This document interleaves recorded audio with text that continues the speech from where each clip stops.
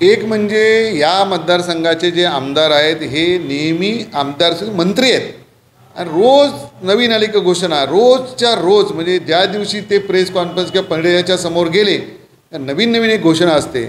मग इथल्या विधानसभेतल्या जनतेला मी हे दाखवून देतो आहे की त्यांनी ह्या आत्ताच्या या 6 महिन्याच्या केलेल्या घोषणा आहेत.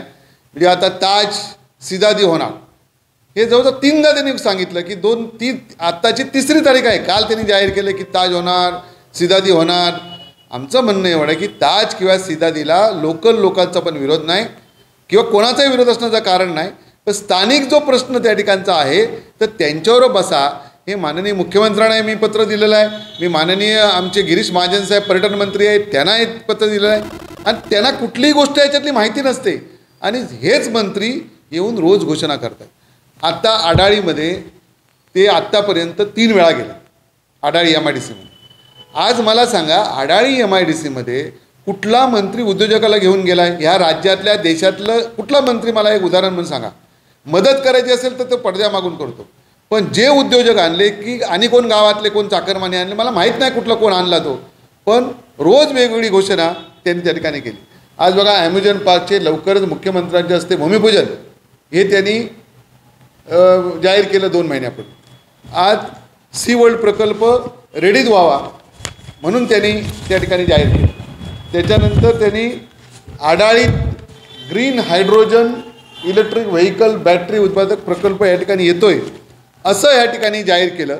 आणि नुसतं जाहीर केलं नाही तर त्याच्यात त्यांनी सांगितलं की 1600 कोटी रुपयाची गुंतवणूक होणार आणि 1200 लोकांना रोजगार मिळणार. आणि त्याच्यात त्यांनी असं म्हटलंय परत भाषणं दिली म्हणजे विकास होत नाही. केसरकर साहेब म्हणतात भाषणं दिली म्हणजे विकास होत नाही, तर विकास कसा होतात तो सांगतायत. त्याच्यातच त्यांनी एक बातमी केली पेपर मिल लवकरात लवकर होणार. नंतर त्यांनी अजून एक घोषणा केली की महिन्याभरात मल्टीपर्पज हॉस्पिटल होणार. आज परवा ते एका उद्योजकाला तिकडे आणलं आणि त्यांनी सांगितलं की मेडिकलच्या आधारित तिथे एक मोठा उद्योग येणार, 500 लोकांना रोजगार मिळणार. हरित क्षेत्रात लाल क्षेत्राचे उद्योग येणार कसा? हे एकदा कधीतरी दीपक भाईंनी सांगावं. हे मी म्हणत नाही आहे, जे इथं पब्लिसिटी ऑफिसर होते त्यांनी हे सगळं दाखला दिलेला आहे की MIDCमध्ये औद्योगिक क्षेत्रामध्ये 500 लोकांना रोजगार देणारा औषध प्रकल्प लवकर सुरू करण्यात येणार. ही घोषणा शालेय शिक्षण मंत्री दीपक केसरकर यांनी केली, पण पर्यावरण प्रेमीने बुचकाळ्यात टाकणारे आहे. आडाळी औद्योगिक क्षेत्र हरित क्षेत्र असून या ठिकाणी हरित किंवा श्वेत श्रेणीतील उद्योग येऊ शकतात, मात्र औषध निर्मिती फार्मास्युटिकल कंपनी ही लाल श्रेणीतली आहे, ही येणार कशी? हे मी म्हणत नाही आहे, ते म्हणतात. असे अनेक वेळा त्यांनी फसवणूक या ठिकाणी केलेली आहे. काल त्यांच्याकडेच एक असलेले कामत म्हणून आर्किटेक्ट ते नवाबागचा प्लॅन केला म्हणले आम्ही नवाबागला फिशरीज विलेज आणणार. कसा आणणार फिशरीज विलेज? 15 वर्ष पण तुम्ही सांगताय. माझं या निमित्ताने इथल्या जनतेला विनंती आहे की 15 वर्षात इथल्या आमदारांनी म्हणजे केसरकरांनी 8 वर्ष त्यातले मंत्री कुठला उद्योग आणला, 10 लोकांना तरी नोकरी दिली का, हे इथल्या जनतेला सांगावं. आणि मी पत्रकारांना आव्हान केलं आहे की एकदा असं चर्चासत्र लावा. दीपक भाई येतील, मी येईन आणि कुठल्या वेगळ्या पक्षाच्या लोकांना बोलवा. एकदा होऊन जाऊ दे तिकडे चर्चा आमने सामने. जनतेला तरी समजू देत आमदाराचे पैसे किंवा त्या ठिकाणी मिळतात. हे कोणी आमदार असला जाता इतकी वर्ष प्रशासक बसला जिल्हा परिषदवर, आमचे खाली कोण लोकप्रतिनिधी नाहीत म्हणून तिथला विकास थांबला आहे का? आता नगरपालिकेवर प्रशासक आहे. मग तसाच आमदार जो कोणी येईल तर त्याला जे पैसे मिळणार त्याच्यात रस्ता होणं अमकं होणं हे जे काय आमदाराला जे काय 5 कोटी मिळतात ते होतच राहणार आहे. ते तुम्ही काय केलं? तुम्ही एखादा 8 वर्ष मंत्री म्हणून मंत्रिमंडळात सांगून माझ्या भागात हा उद्योग यायला पाहिजे. MIDC 2008ला आली, आज 2024 आहे, त्यातले 15 वर्ष तुम्ही काढलीत. 15 वर्षात त्या MIDCमध्ये एक तरी उद्योग आला का? मग काय आला नाही ह्याचं आत्मविश्लेषण तुम्ही करणार की नाही? हा माझा प्रश्न आहे. निवडणुका जवळ आल्या की ताज येणार, मग इथे 500 लोकांना नोकरी लागणार, इथे 800 लोकांना नोकरी लागणार. मध्ये एक अजून एक तिने या ठिकाणी लोकांना सांगितलं की स्टील प्रकल्प इकडे येणार 3000 कोटी रुपये खर्च करून. रोज किती लोकांना खोटं बोलणार आहे? आज हे नुसते घोषणा मंत्री राहिलेत. मी माननीय मुख्यमंत्र्यांना सांगणार की एक नवीन खातं काढा खोटं घोषणा करणारे. अशा याच्यात केसरकरांचा हात धरणारा मला वाटतं ह्या राज्यात नाही देशात कोण नसेल, त्याचं पारितोषिक त्यांना मिळेल. म्हणून इथली जनता आज 18 ते 20,000 मुलं, तरुण मुलं आज गोव्याला कामाला जातात. आज त्यांची फसवणूक किती काळ करणार आहे हा माझा प्रश्न त्याला त्या ठिकाणी आहे. आणि म्हणून इथल्या जनतेने ह्या सगळ्या गोष्टीचा विचार करून उद्या ते कुठूनही उभे राहिले तर त्यांना त्या ठिकाणी पराजित केल्याशिवाय इथली जनता ही सुखी होणार नाही, इथल्या जनतेच्या आयुष्यात बदल होणार नाही. हे माझं मत मी सगळ्या जनतेला या ठिकाणी आवर्जून सांगतोय की 15 वर्षात त्यांनी काय केलेलं नाही, 8 वर्षात मंत्री असून काय केलेलं नाही, कॅबिनेट मंत्री असून काय केलेलं नाही, दरवेळी घोषणा करतात. तर त्यांना त्यांची जागा दाखवा. एवढंच आजच्या निमित्ताने मी आजच्या पत्रकारितेत सांगितलं. मी माझ्या पक्षाच्या नेतृत्वाला ह्या 4 दिवसात मी सगळ्यांना भेटणार आहे. त्यांना इथली वस्तुस्थिती समजून ह्याच्यापूर्वी सांगितली, पुन्हा एकदा समजून सांगणार आहे. त्यांना सांगणार आपले असलेले सर्वे, इथले असलेले पोलिसांचे रिपोर्ट, ह्या सगळ्या गोष्टीचा आणि जनतेचं असलेलं कौल आणि इथल्या कार्यकर्त्यांचं असलेलं म्हणणं हे सगळं ऐकून आपण निर्णय या ठिकाणी घ्या. जर सीट अदलाबदल करायची असेल तर सीट अदलाबदल करा आणि इथेही भारतीय जनता पक्षाला सीट द्या, अशा प्रकारची मागणी मी माझ्या नेत्यांना भेटून या ठिकाणी करणार ना. आता इथली वाट लावली मुंबईची, आता काय सगळंच मुंबईत आहे त्यामुळे मुंबईची काय ती लावावी त्यांनी. कारण काय तिकडे पण लोकांचे कार्यकर्त्यांचे किंवा इथल्या आमदारांचे फोन येतात की कसा निष्क्रिय मंत्री. कोल्हापूरच्या लोकांनी मोर्चा काढला, कोल्हापूरच्या लोकांनी कोल्हापुरात मोर्चा काढला की ह्याला इकडून लवकर यांना आकला म्हणून. आज ही जी परिस्थिती आहे याचा विचार माननीय मुख्यमंत्र्यांनी करावा, अशा प्रकारची विनंती वेळोवेळी केलेली आहे, पुन्हा एकदा करणार. मी या विषयावर काहीच बोलणार नाही, कारण शेवटी पालकमंत्री त्या कार्यक्रमाला होते म्हणून मी काय बोलणार नाही.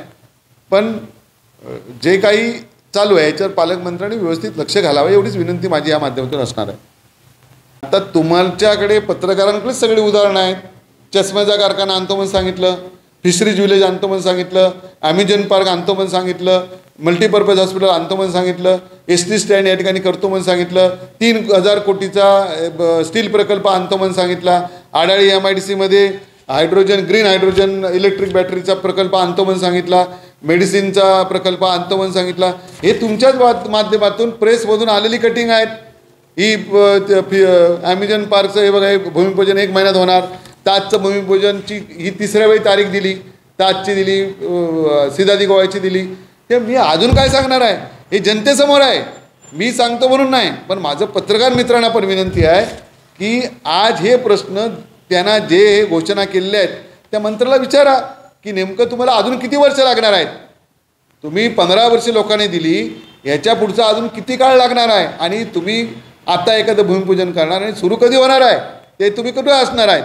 हा कधीतरी जबाब कोणीतरी इथल्या जबाबदार पत्रकार मित्रांनी विचारला पाहिजे त्यांना. पक्षाकडे मी मागणी करणार, ही सीट भारतीय जनता पक्षाला मिळाली पाहिजे. कारण त्यांनी आता ज्या केलेल्या घोषणा आहेत त्याच्यामध्ये जनतेमध्ये प्रचंड प्रमाणात उद्रेक आहे. आणि त्याही पुढे जाऊन केसरकर जे आज परवाची त्यांच्या प्रेसमध्ये राणेसाहेबांना कोण त्रास देतात, राणेसाहेबांना सगळ्यात जास्त त्रास हा केसरकरने दिला आहे. आणि मी आता व्हिडिओ माध्यमातून दाखवलं ते कसं कसं काय काय बोललेत ते. आज भारतीय जनता पक्षाच्या मतावर त्यांची डोळा आहे आणि ते सरड्यासारखे दरवेळी कलर बदलतात. पहिल्यांदा राष्ट्रवादीतनं आले, राष्ट्रवादीत नंतर मग शिवसेनेतून आले, शिवसेनेमध्ये शिंदे गटात गेले आणि आता कुठे जातील मला माहिती नाही. पण दरवेळी ते आपले चित्र बदलतात आणि दरवेळी त्यांचे नेते बदलतात. आणि म्हणूनच इथली जी परिस्थिती आहे ती आमच्या वरिष्ठ नेत्यांना या ठिकाणी मी दाखवणार. तो माणूस काही करू शकतो, मला याच्यातली काही कल्पना नाही की वरिष्ठ कोणाशी काही चर्चा झालेली नाही. पण मी पुढच्या आठवड्यात ह्या सगळ्यांशीच मी चर्चा या ठिकाणी करून इथे भारतीय जनता पक्षाला सीट कशी मिळेल ह्या दृष्टिकोनातून प्रयत्न करणार. त्याहीपेक्षा मराठी भाषेचे मंत्री काल एक तुम्हाला मी पाठवतो, सर्टिफिकेटवर त्यांनी सही केली, त्या सर्टिफिकेटमध्ये जरा वाचून ह्या मराठी भाषेच्या मंत्र्यांनी राजीनामा दिला पाहिजे. आज बघा त्यांनी ह्या याच्यावर तुमच्याकडे आहे का मला माहीत नाही, बघा, शालेय शिक्षण व क्रीडा विभाग, महाराष्ट्र प्राथमिक शिक्षण परिषद मुंबई, महावाचन उत्सव 2024 प्रशस्तीपत्र, सरस्वती माध्यमिक विद्यालय ठाणे इयत्ता 10वी, महावाचन उत्सव 2024 महावाचन इयत्ता 9वी ते 12वी या गटातून सहभाग घेतल्याबद्दल आपणास हे संरक्षण पत्र प्रदान केले जात आहे। आपका वाचनाचा आवेदन और सक्रिय सहभागी हा विभाग यशस्वी झाला है। वाचनाचा यात्रा आपल्याला नव्या उंचीवर नून टेवेल यात साधी नहीं। महावचन उत्सव सहभागी आपका अभिनंदन। आपण या पुढील वाचन यात्रासाठी हार्दिक शुभेच्छा। हे यांचं मराठी आहे। तर मराठी भाषेवर हे प्रशस्तीपत्रक देणारे केसरकर साहेब यांनी लगेच राजीनामा दिला पाहिजे, ही माझी मागणी आहे। हे सही आहे, सही असलेलंच पेपर हे आहे, तुम्हाला पाठवतो मी।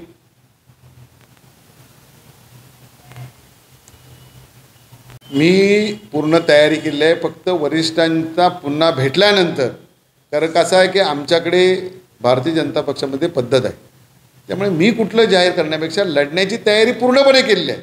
वरिष्ठांचा आशीर्वाद मिळाल्यानंतर मी 100% लढणार। आज सगळे लोक इथल्या स्थानिक आमदाराच्या विरोधात आहेत। आमदार खोटं बोलतो, रेटून बोलतो, दरवेळी आपली भूमिका बदलतो आणि त्याहीपेक्षा या मतदारसंघात विकासाच्या संदर्भात म्हणजे एकही नोकरीचं काम नाही, एकही आरोग्याचं काम नाही। मल्टीपर्पज हॉस्पिटल 7 वर्षापूर्वी भूमिपूजन केलं, ST स्टँडचं 7 वर्षापूर्वी भूमिपूजन केलं। लोकांमध्ये चीड प्रचंड त्या ठिकाणी आहे आणि लोक म्हणतात की स्थानिक आमदाराला आत्ता 15 वर्ष आम्ही निवडून देऊन आम्ही आमच्या पायावर दगड मारून घेतलेला आहे, पुन्हा दगड मारण्याची आम्ही या ठिकाणी करणार नाही। या ठिकाणी बदल हा आम्ही 100% करणार, अशा प्रकारे लोक या ठिकाणी बोलतात। वन साईड मी या ठिकाणी निवडून येणार। दीपक केसरकरचं डिपॉझिट घालणं इतकी परिस्थिती आत्ताच्या मतदारसंघातली आहे। कार्यकर्ते सगळेच केसरकरांच्या विरोधात आहेत। प्रचंड माझं म्हणणं मला विचारण्यापेक्षा इथल्या कार्यकर्त्यांचं मत आपण जाऊन घेतलं तर आपल्याला वस्तुस्थिती समजेल। लोकांचं मत, कार्यकर्त्यांचं मत आपण समजून त्या ठिकाणी घ्यावं। स्थानिक आमदार म्हणून कधी भारतीय जनता पक्षाला, आता आंबोली गेळे चौकूचा विषय आहे, कधी त्यांनी विश्वासात घेतलेला नाही। इथल्या स्थानिक प्रश्नाबाबत विश्वासात घेतलं नाही। त्याहीपेक्षा ते 5 वर्ष जे मंत्री होते, पालकमंत्री होते, 1 रुपया पण भारतीय जनता पक्षाच्या कार्यकर्त्यांना त्यांनी दिलेला नाही। 1 रुपया पण, हे जबाबदारीने बोलतो। मी 4 वर्ष जिल्हाध्यक्ष होतो, 1ही रुपया भारतीय जनता पक्षाला म्हणून बा आम्ही या ठिकाणी देतो। उलट कमिट्या ज्या झाल्या त्या कमिटीवर सुद्धा त्यावेळी काँग्रेस राष्ट्रवादीच्या लोकांना घेतलं भारतीय जनता पक्षाचं म्हणून। असा प्रत्येक वेळी अन्याय या खोटं बोलणाऱ्या, गोड बोलणाऱ्या आमदारांनी या ठिकाणी केलेला आहे। त्यामुळे लोकांमध्ये आणि कार्यकर्त्यांमध्ये या सगळ्या गोष्टीची चीड आहे। 100% नाराजी आहे, कारण माननीय मुख्यमंत्री, उपमुख्यमंत्री सगळे चांगलं काम करत असताना त्यांनी आज या ठिकाणी जी वाट लावली आहे ही जनता या ठिकाणी बोलून दाखवते। निर्णय खूप चांगले झाले, पण ते खाली इम्प्लिमेंट करताना ते कमी पडलेत। आपल्या मतदारसंघात ते कधी असतात, निवडणूक आली की ते तात्पुरते येणार। त्यांना विचारा कधी बस सलग तुम्ही 1 दिवस कधी थांबलात तर। काल एक कोणतरी लेख सुंदर लिहिला आहे, म्हणजे टच करायची लाईन आणि मग माझं फ्लाईट आहे, कुठल्याही कार्यक्रमाची त्यांची गडबड बघा, ते कोणी येऊ देत, तर ते मुख्यमंत्री जरी असले, कोण इथले आलेले असले तरी ते सांगणार माझा कार्यक्रम आहे। आता ह्याच्यापेक्षा दुसरं मी काय सांगणार आहे। कालसुद्धा आता इतका चांगला कार्यक्रम तिकडे होता, नाही मला जायचं आहे, मला जायचं आहे, मला जायचं आहे। परवा वैश्य भवनाच्या इकडे आले, मला जायचं आहे, माझं तिकीट आहे, माझं अमका आहे। हे दरवेळी करतात ते। मी कुठं सांगायला पाहिजे? तुम्ही इथल्या पत्रकार मित्रांना, आपण सगळ्यांनी, इथल्या जिल्हाधिकाऱ्यांना, इथले त्यांच्या बरोबर असलेल्या अधिकाऱ्यांना विचारा की इथे कधी कोणाकडे गेले आणि पूर्ण वेळ कार्यक्रमाला थांबलेत, असं कधीतरी उदाहरण दाखवा मला तुम्ही। त्यामुळे अशा ज्या माणसाला वेळ नाही त्याला कायमस्वरूपी पाठवा ना। त्यांनी आता जर्मन भाषा तिकडे काहीतरी ॲग्रीमेंट करून आलेत, त्यांना जर्मनीला जाऊ देत। जर्मनीला गेले तर निदान त्यांना तरी तिकडे तो वेळ आपला एका तेवढ्या याच्यापुरता काय तिकडे जास्त लोकांमध्ये राहावं लागत नाही, ते जर्मनीला योग्य आहे, त्यांना जर्मनीला पाठवूया आपण।